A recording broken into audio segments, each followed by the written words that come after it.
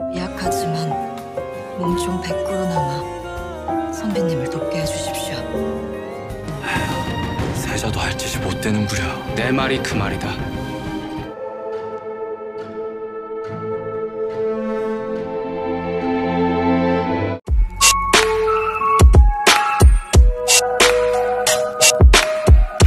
Hai Sobat Cinggu, jumpa lagi dengan Blossom Official 19. Semoga sobat sukses selalu. Cerita lanjutan di mana Lee Gun dan Myung Yun akhirnya tertangkap pengawal. Dan Gap-sok dibawa keluar juga bersama Oh Wol dengan cara disiram pakai air supaya sadar. Setelah sadar, Gap-sok kaget dan berusaha melawan terus dan memanggil-manggil Tuan. Sementara Oh Wol hanya menangis. Saat di perjalanan menuju istana, Gap-sok selalu berbisik kepada Lee Gun, "Ayo Tuan, marilah kita kabur." Dan Lee Gun melihat Myung Yun dan Oh Wol dan berkata tidak. Karena Gap-sok tidak bisa diam, akhirnya dipukul guys sama pengawal. Pas mau dipukul kedua kalinya, Lee Gun menahan lagi pukulannya. Namun tak lama dari situ ada pria bertopeng menyerang para pengawal. Gap-sok dan Lee Gun ada kesempatan untuk kabur. Gap-sok segera melepaskan ikatannya dengan menggosokkan ke batu. Setelah lepas, Gap-sok membuka ikatannya Lee Gun. Kemudian Lee Gun ikutan berkelahi juga untuk melumpuhkan pengawal. Sedangkan pria yang bercadar tadi yang menyerang pengawal masih bertarung. Dan sepertinya dia adalah Mobek ya guys.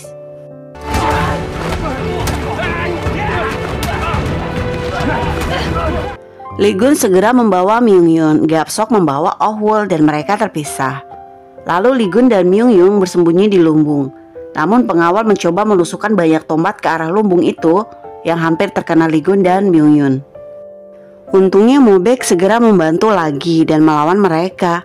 Pengawal telah dilumpuhkan. Setelah pengawal pergi, pada saat Mobek melihat ke dalam lumbungnya, Lee Gun dan Myung Yun sudah pergi guys.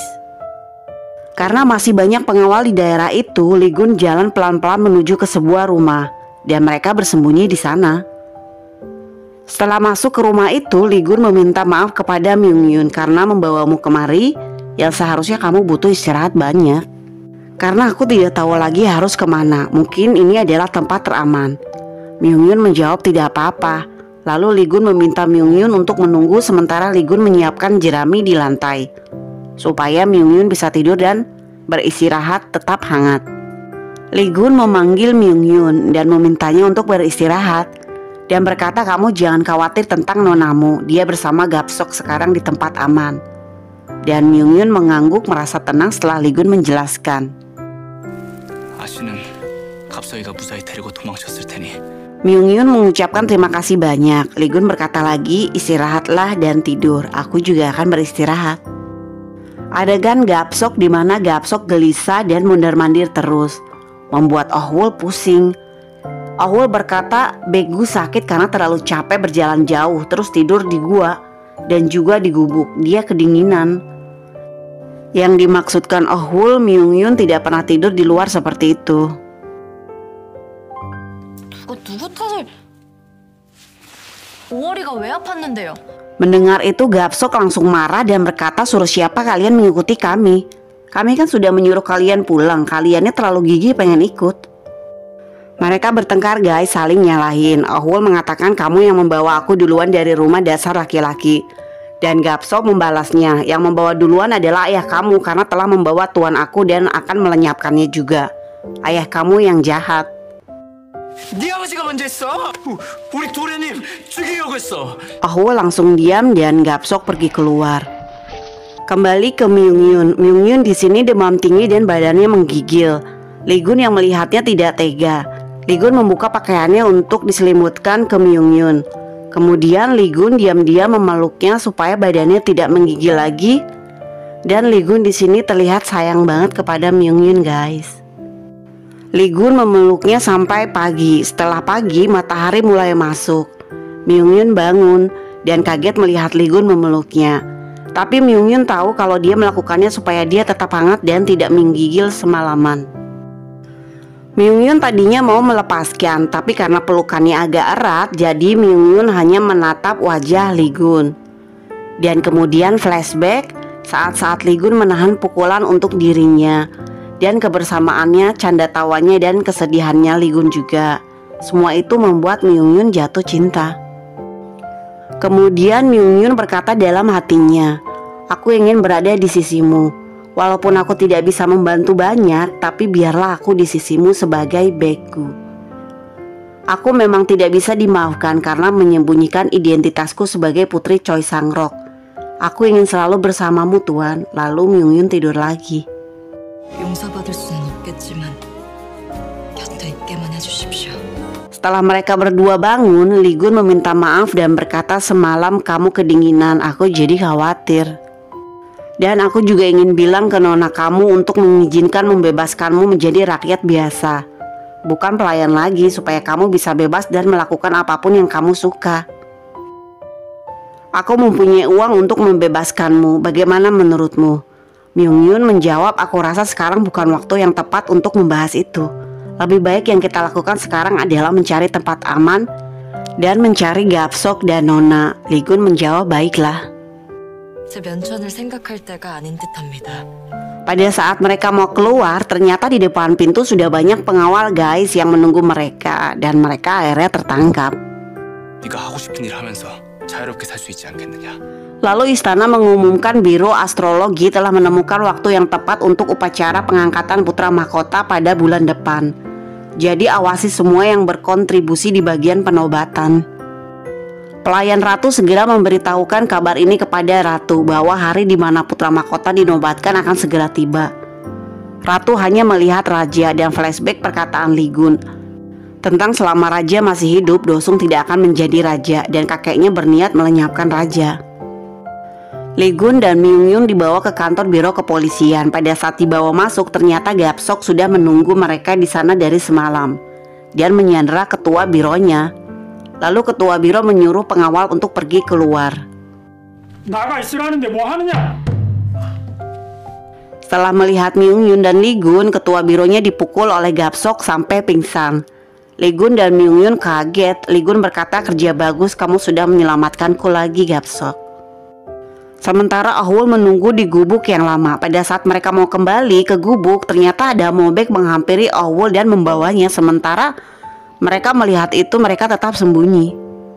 Lee Gun bertanya, "Bukankah itu pengawal tabib Choi?" kepada Myung-yun, dan Myung-yun menjawab, "Iya benar." Gapsok menjawab dengan kesalnya kepada Myung-yun, "Kenapa kamu tidak pergi ikut mereka saja dan pergi dari kami?" Myung-yun menjawab kembali kepada Gapsok, "Tidak bisa karena tuan lukanya masih belum sembuh dan yang hanya bisa mengurus hanya aku. Aku akan tetap ikut dengan tuan muda kemanapun tuan muda pergi.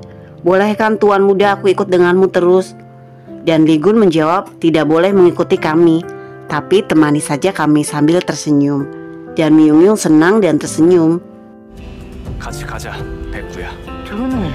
고맙습니다, 황군님. Pada saat mereka berdua, Gapsok bertanya kepada Lee Gun, "Kenapa Tuan membawa gadis itu?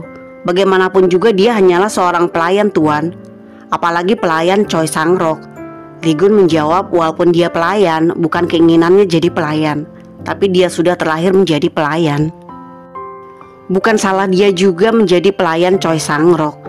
Lee Gun di sini berkata, "Gapsok, aku akan membalas dendam kepada Choi Sang-rok. Aku akan mengambil semua apa yang dia punya dan menghancurkannya.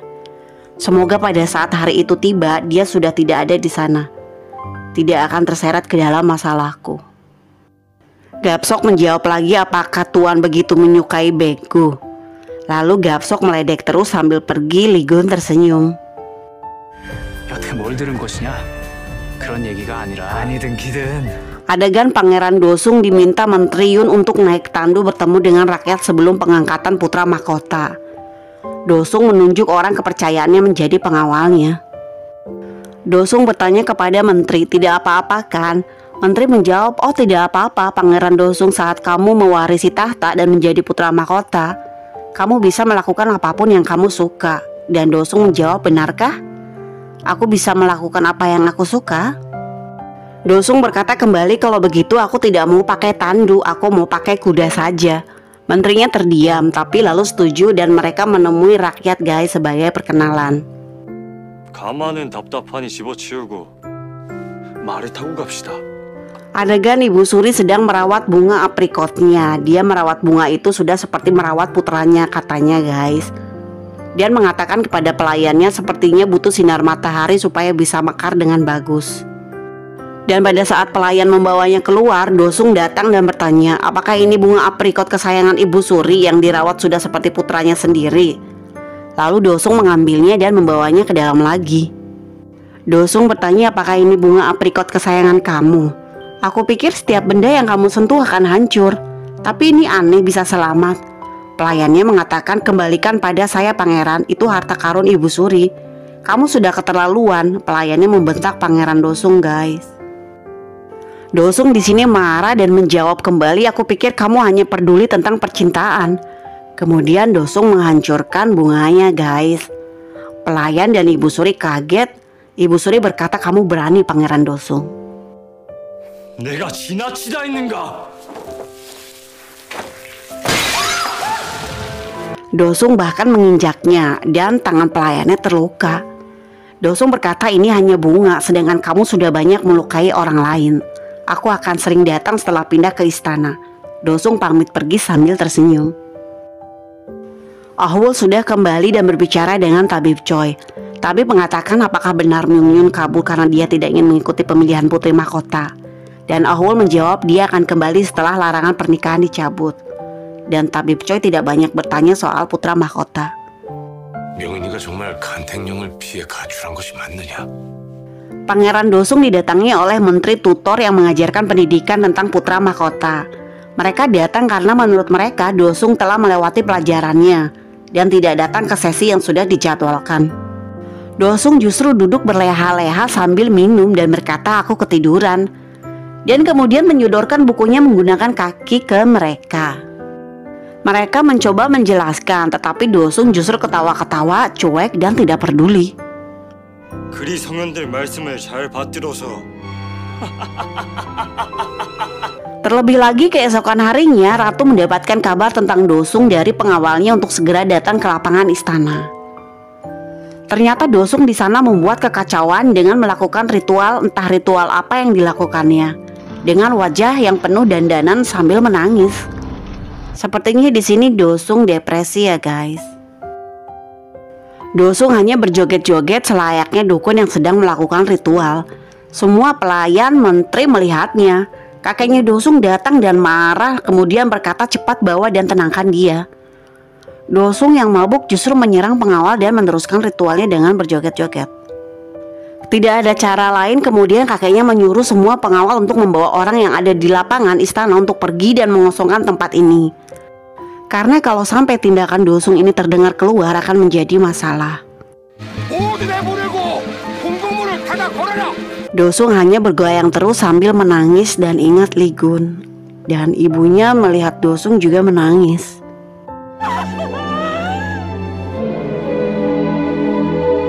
Dan benar guys, keesokan harinya para cendekiawan pelajar mereka melakukan aksi demo karena mengetahui tindakan Dosung dan berkata, hukum Pangeran Dosung karena telah mengkhianati prinsip Konfusius, dan mereka menulis petisi dari berbagai tempat.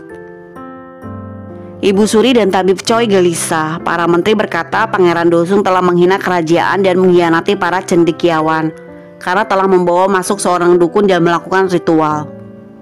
Bahkan Pangeran Dosung telah banyak melewati pelajarannya sebagai putra mahkota, dan saya juga mendengar dia telah melukai pelayan Anda, Ibu Suri. Ibu Suri menjawab, aku akan bicara dengannya dan aku pastikan dia tidak akan mengulanginya lagi. Tabib Choi juga menjawab, jangan menghukumnya, dia lakukan itu mungkin karena dia depresi. Tetapi para menteri justru berkata lain. Mereka meminta Ibu Suri untuk tidak mengangkat Pangeran Dosung sebagai putra mahkota.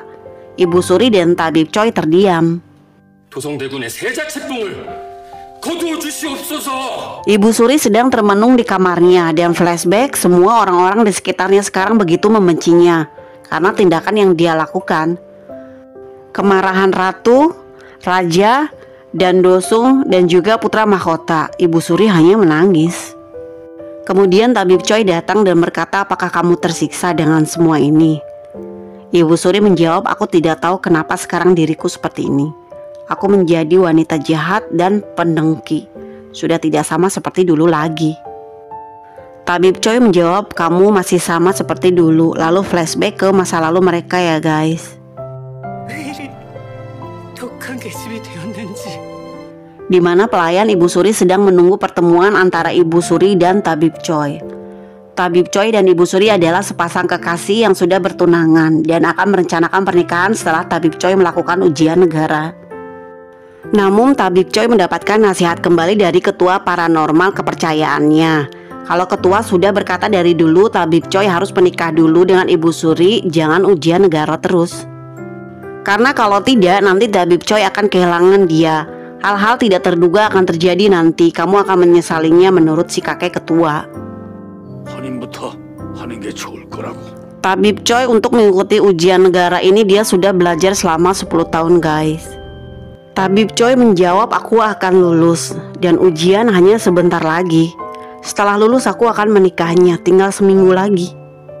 Dan Tabib Choi tidak mendengarkan ketua dan pergi. Ketua hanya berteriak kamu akan kehilangan dia untuk selamanya.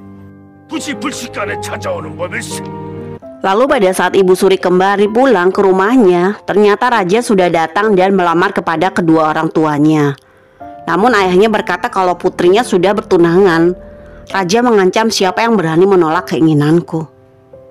Lalu mereka tidak punya pilihan selain menjadikan Ibu Suri sebagai istrinya guys. Pada saat Tabib Choi mau melaksanakan ujian negara, Tabib Choi flashback pelayannya membawakan berita tentang lamaran raja. Tabib Choi sebelum memulai ujian negara langsung meninggalkan tempat ujiannya. Dan pada malam harinya Tabib Choi akan kabur dengan Ibu Suri. Namun sudah terlambat karena pengawal istana sudah berjaga-jaga dan menangkap Tabib Choi. Tabib Choi diinterogasi dan disiksa karena tuduhan mencoba membawa kabur calon istri raja. Pada saat mau dijatuhi hukuman dan disiksa, raja mengancam ke Ibu Suri akan keselamatan Tabib Choi.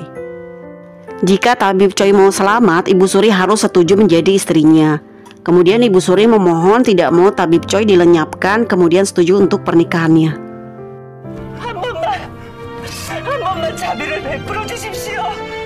Lalu raja melakukan malam pertamanya dengan Ibu Suri dan Tabib Choi diminta untuk menyaksikannya di luar pintu. Yang dimana hal itu membuat Tabib Choi sakit hatinya dan hanya bisa berteriak-teriak dan menangis. Dan setelah itu Ibu Suri dibawa ke istana dan mereka tidak pernah bertemu lagi untuk waktu yang lama. Kemudian mereka bertemu kembali setelah raja yang lama lengser. Dan Tabib Choi sudah menjadi seorang tabib dan memiliki seorang putri. 긴 세월이 흐른 후에 널 다시 만났을 때 Ibu Suri mengeluarkan surat perintah kepada inspektur kerajaan dan isinya apa belum tahu ya. Adegan Lee Gun sudah sampai ke tempat tujuan dan Gapsok berteriak meminta penghuninya untuk keluar dan menyambut Lee Gun. Lee Gun berkata, kakek ini aku Lee Gun, aku datang kakek. Dan ada seorang kakek berlari keluar dan berkata, yang mulia putra mahkota. Pada saat kakek memanggil putra mahkota, Myung Yun kaget guys dan mau menangis. Kemudian Myung Yun flashback.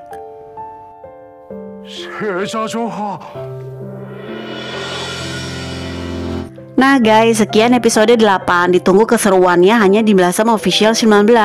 Bantu like, sub, dan komen ya biar admin tambah semangat. Terima kasih.